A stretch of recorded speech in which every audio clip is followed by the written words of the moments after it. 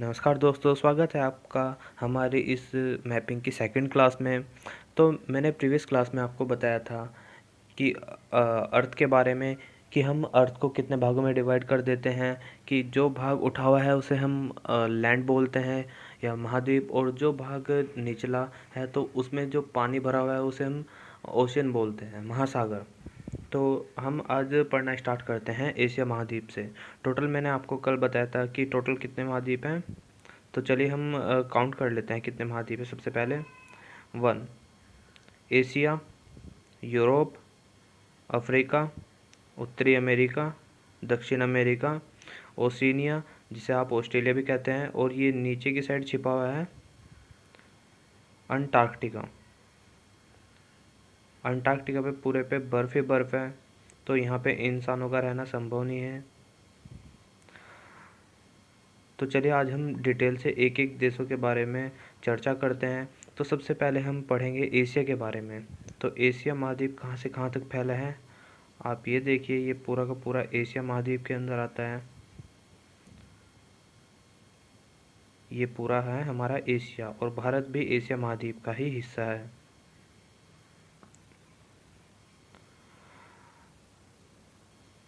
तो सबसे पहले हम पढ़ेंगे एशिया महाद्वीप के बारे में। एशिया महाद्वीप को सभ्यता का पालना कहा जाता है। सभ्यता का पालना इन द सेंस कि जितनी भी हमारी सभ्यता हुई इतिहास में, सब की सब सभ्यता ज़्यादातर इस एशिया में ही हुई। तो जैसे हम बात करेंगे हमारी ये मेसोपोटामिया की सभ्यता, और हमारी इधर मिस्र की सभ्यता, हांगो नदी की सभ्यता, और हमारी सिंधु सभ्यता जो भारत पाकिस्तान के क्षेत्र में हुई। और यहाँ पे मुख्यतः एशिया में 3 प्रायद्वीप हैं। सबसे पहले अरब प्रायद्वीप, दक्कन प्रायद्वीप, इंडो चीन का प्रायद्वीप। तो प्रायद्वीप हम सबसे पहले पढ़ लेते हैं कि प्रायद्वीप बोलते किसे हैं। तो देखिए, कोई भी प्रायद्वीप, हम प्रायद्वीप बोलेंगे किसे, ये पूरा का पूरा लैंड एरिया है, यहाँ पे भूमि है, ज़मीन है हमारी। तो अगर कोई भी एरिया, ये मानने की बात है पूरी ज़मीन है, इस ज़मीन में, और इसके तीन तरफ यहाँ पे पानी है, इस साइड भी, नीचे भी, और इधर भी, किसी भी साइड हो सकता है ये, लेकिन उसकी 3 और पानी होना चाहिए। जिस लैंड के 3 और पानी होगा उसे हम प्रायद्वीप बोलेंगे। प्रायद्वीप को इंग्लिश में बोलते हैं पेनिनसुला। तो हमारे एशिया में मेनली 3 प्रायद्वीप हैं। तो हम देखते हैं कि 3 प्रायद्वीप कहाँ कहाँ पे हैं। सबसे पहला प्रायद्वीप आपको दिखाई दे रहा होगा, सबसे बड़ा प्रायद्वीप दक्कन का प्रायद्वीप है, या क्या बोलते हैं, भारत का प्रायद्वीप भी से बोलते हैं। नंबर 2 अरब प्रायद्वीप। अरब प्रायद्वीप ये, यहाँ पे सारी अरब कंट्री हैं, ये प्रायद्वीप, ये भी 3 ओर से पानी से घिरा हुआ है। और फिर आता है इंडो चीन का प्रायद्वीप। इंडो चीन का प्रायद्वीप ये वाला प्रायद्वीप,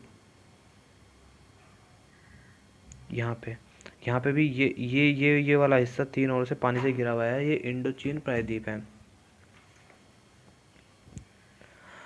तो अब हम यहाँ बात करते हैं कि एशिया को कहाँ कहाँ कैसे कैसे यूरोप से अलग किया जाता है। तो सबसे पहले आप देखिए, यहाँ पे एशिया को अलग करने के लिए रसिया के बीच एक पर्वत श्रृंखला है जिसे बोलते हैं यूराल पर्वत। ये यूराल पर्वत एशिया और यूरोप को अलग करती है। और यहाँ पे एक सागर है, ये कैस्पियन सागर।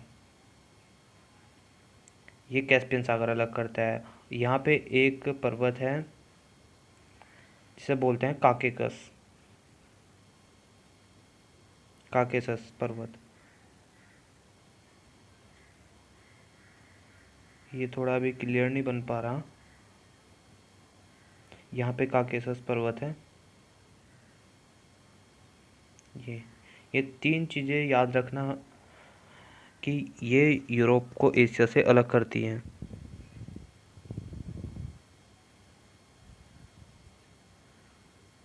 तो यहाँ पे मैं लिख भी देता हूँ।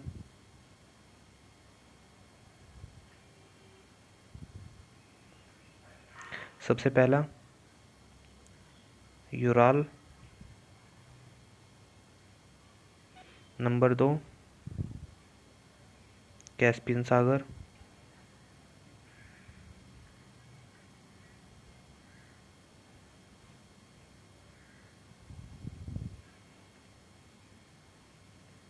नंबर 3 काकेशस पर्वत।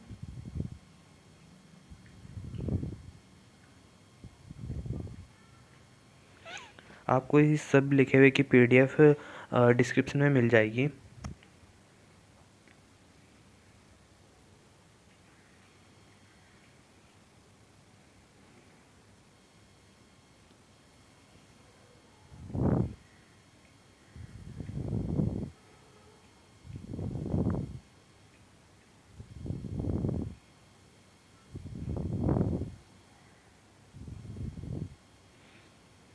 तो ये रहा हमारा वर्ल्ड मैप। अब एशिया के अंदर सबसे पहली कंट्री हम पढ़ते हैं। हम शुरुआत करेंगे नीचे से।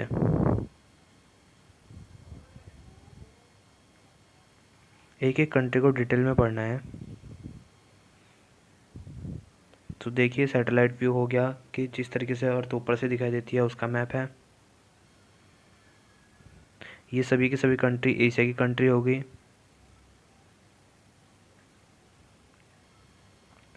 तो अब देखिए हम शुरुआत करते हैं सार्क कंट्री से।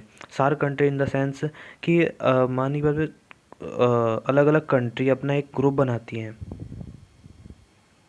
जैसे दुनिया का सबसे बड़ा ग्रुप विश्व में है UN, United nation. United nation में 193 जितनी भी 193 टोटल कंट्री हैं वो सब मिलके एक ग्रुप बनाया हुआ है। उस ग्रुप के तहत हम करते क्या हैं, जितने भी हमारे इकोनॉमिक्स के रिलेशन हो गए या हमारे पॉलिटिकल कोई भी दूसरे देश से रिलेशन हो गए, हम बहुत अलग अलग विभिन्न माध्यमों के द्वारा हम दूसरे देश के साथ में संबंध में आते हैं। तो इसी टाइप से मतलब एक दूसरे का कॉर्पोरेशन करने के लिए हम क्या क्या करते हैं, एक संगठन बनाते हैं। तो जो हमारी एशिया की कंट्री हैं, एशिया की कंट्री में से टोटल 10 कंट्री ने मिलके एक ग्रुप बनाया हुआ है जिसे बोलते हैं SAARC. SAARC SAARC. SAARC country में कौन कौन से देश आते हैं? तो सबसे पहले हम पढ़ते हैं सार्क कंट्री का फर्स्ट देश। ये देखिए सबसे पहले मालदीव, भारत के सबसे नीचे स्थित है मालदीव। फिर उसके बाद में श्रीलंका, फिर इंडिया, पाकिस्तान, अफ़गानिस्तान, नेपाल, नेपाल के बाद भूटान, बांग्लादेश। तो 1 2 3 4 5 6 7 8 सॉरी ये 8 कंट्री हैं। एक दूसरा ग्रुप है आसियान, उसमें है 10 कंट्री। तो टोटल 8 कंट्री का एक ग्रुप है। तो इस ग्रुप के थ्रू होता क्या है, जितने भी रीजनल कॉरपोरेशन को बढ़ावा दिया जाता है, आपसी संबंध को बढ़ावा दिया जाता है इस ग्रुप के तहत।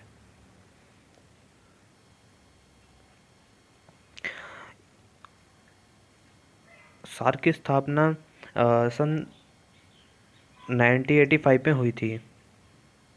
यहीं पे देख लेते हैं न्यू स्लाइड ओपन करके।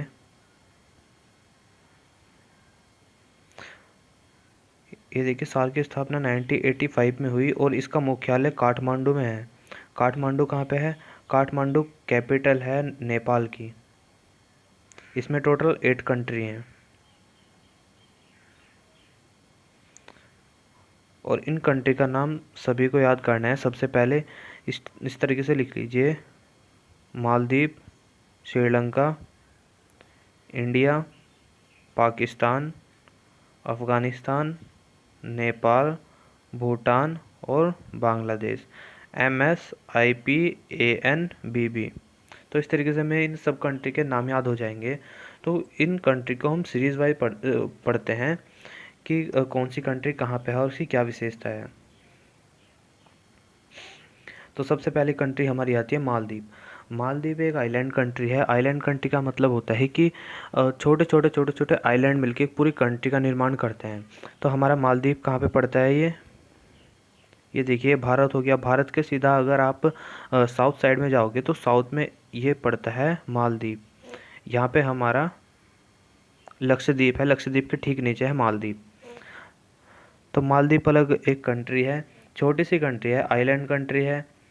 ज़्यादातर यहाँ की इकोनॉमी निर्भर करती है यहाँ के टूरिज़्म से। तो ये देखिए, ये छोटे छोटे बहुत सारे आइलैंड है। ये स्पेस इमेज ली हुई है मालदीव की। और मालदीव में मेन है क्या? मालदीव एक टूरिस्ट प्लेस के नाम से जाना जाता है। इस कंट्री में इस टाइप के बीच पे ना होटल बनाते हैं। तो यहीं पे ज़्यादातर इंडिया के या फॉरेन के लोग घूमने के लिए जाते हैं। यहाँ पे ख़ास बात क्या है कि ये समुद्र के ऊपर किस तरीके से बना हुआ है। इस जगह का पानी, जहाँ जहाँ पे आइलैंड है, यहाँ का पानी बहुत ही ज़्यादा छिछला होता है। छिछला इन द सेंस कि मतलब ज़्यादा गहरा नहीं हो पाता। अगर आप ऐसे पानी में उतरोगे तो आपके लगभग पेट के बराबर पानी आएगा। उससे ऊपर पानी बहुत कम जगह है जहाँ पे पहुँच सकता है। तो ये तो होगी हमारी मालदीव कंट्री। इसका ज़्यादा इतना महत्व नहीं है, यहाँ पे बस टूरिस्ट के लिए लोग जाते हैं।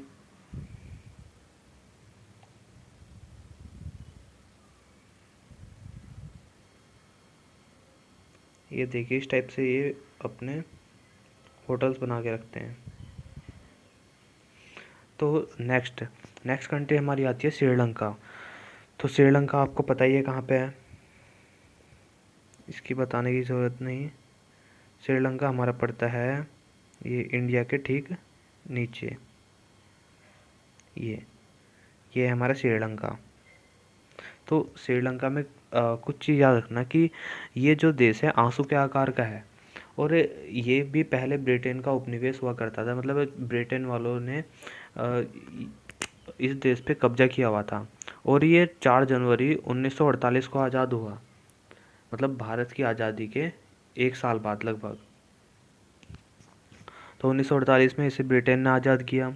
ये आंसू के आकार का एक कंट्री है और ये दुनिया का सबसे बड़ा चाय एक्सपोर्टर है। सबसे ज़्यादा चाय एक्सपोर्ट करता है। और इंडिया वाले सबसे ज़्यादा चाय पीते हैं पूरी दुनिया में।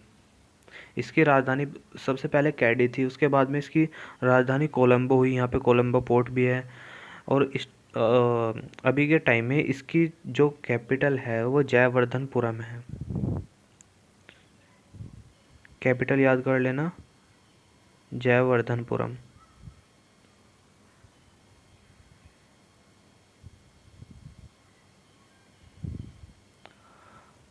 इसे हिंद महासागर का मोती भी कहा जाता है।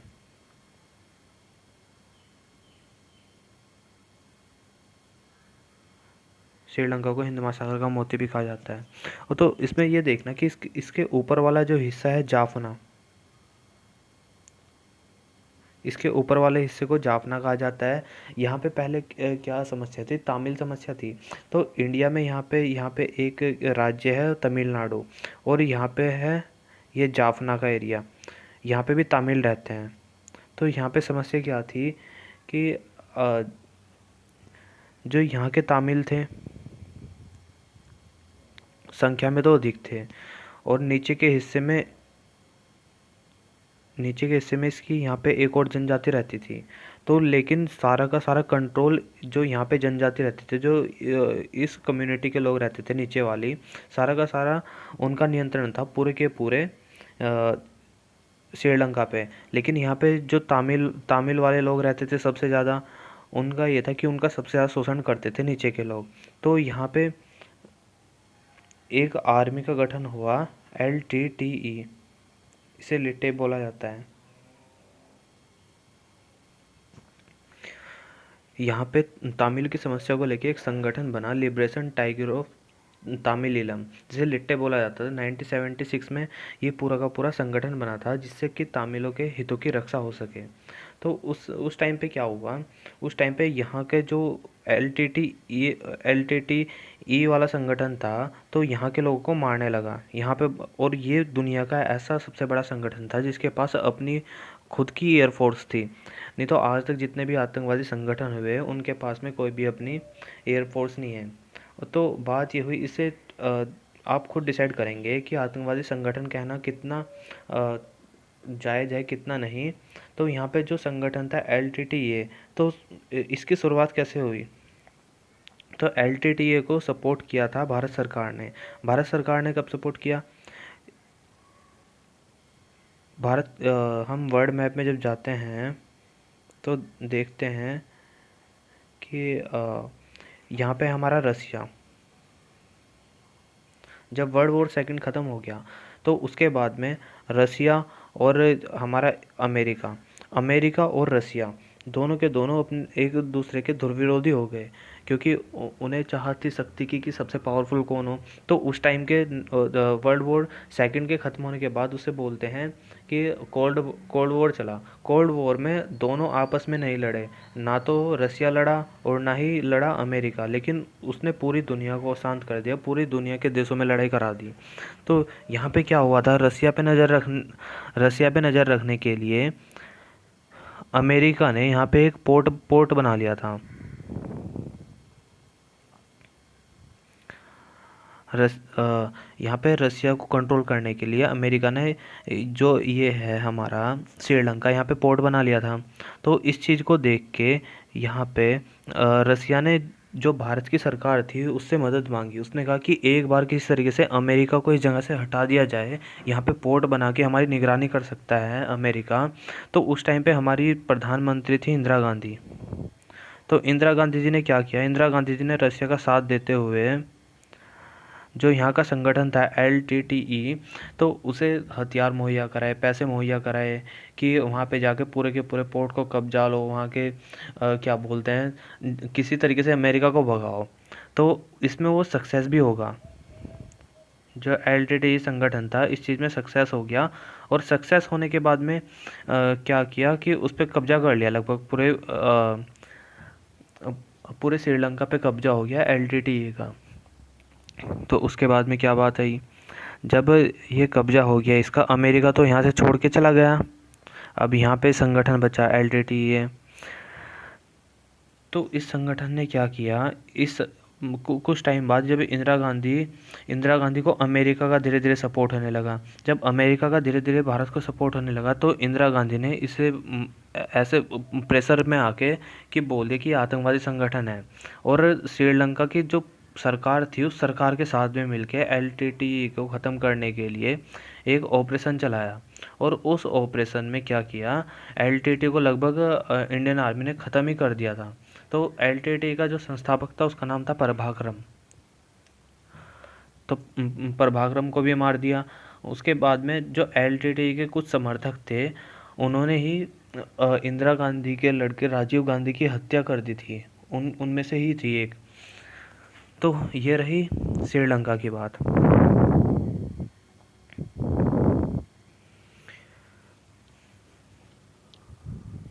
यहाँ पे एक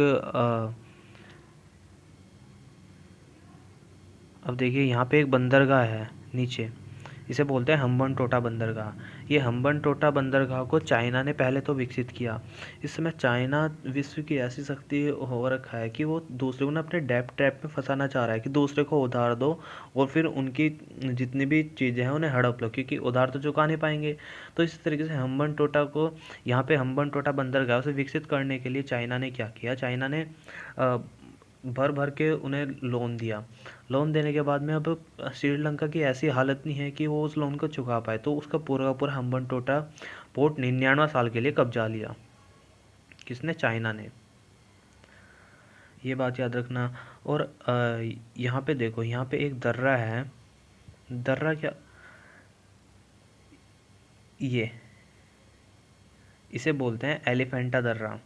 ये जाफना को श्रीलंका की मुख्य भूमि से अलग करता है।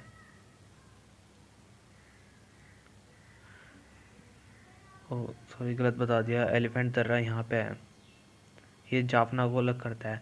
फिर इसमें श्रीलंका का सबसे ऊपर का पॉइंट है पॉइंट पेड्रो। ये अगर इंडिया से आएंगे सबसे पहला एरिया पड़ेगा पॉइंट पेड्रो, इस जगह का नाम है, ये जाफना के उत्तर में है।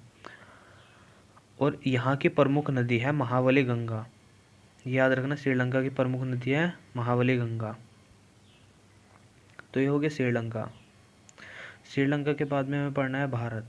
अब भारत को हम अलग से मैप में पढ़ेंगे। भारत का कुछ ज़्यादा बताने की अभी ज़रूरत नहीं, क्योंकि इंडिया हमें पढ़ना है अलग से मैपिंग की क्लास में, उसमें हम एक एक स्टेट को पढ़ेंगे।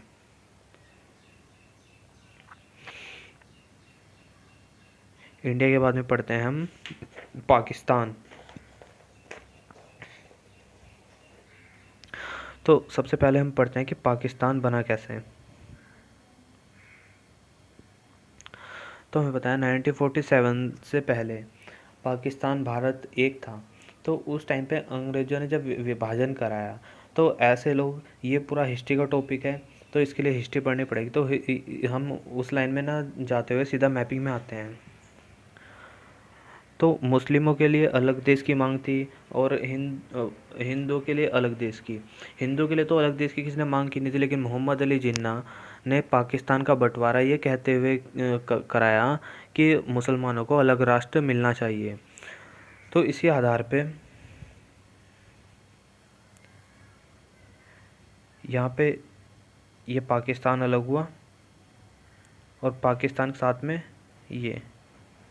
ये दोनों एरिया पाकिस्तान थे एक टाइम पे। इसे बोलते थे पश्चिमी पाकिस्तान, ये था पूर्वी पाकिस्तान। तो इसके विभाजन की कहानी में बताऊंगा कि आगे चल के पूर्वी पाकिस्तान कैसे बांग्लादेश बना है। ये वर्तमान में बांग्लादेश है। पहले ये पूर्वी पाकिस्तान और पश्चिमी पाकिस्तान कहलाया जाता था। तो हम पाकिस्तान को डिटेल में पढ़ते हैं।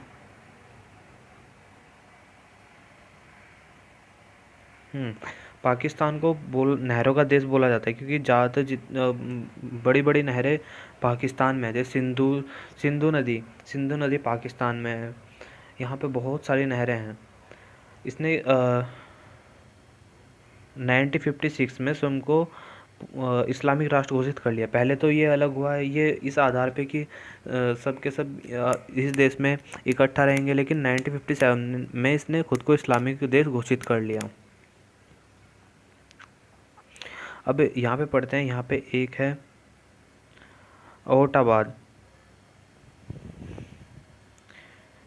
ये एबोटाबाद पड़ता है, ये पाकिस्तान अफ़गानिस्तान के बॉर्डर पे। तो एबोटाबाद यहाँ पे आप एक ना एटलस की बुक ले लेना, उसमें जगह खोजना एबोटाबाद में क्या हुआ था। एबोटाबाद में लादेन को यहीं पे मारा गया था। अमेरिका ने स्ट्राइक करके लादेन को मारा था, क्योंकि लादेन ने 9/11 के हमले किए थे।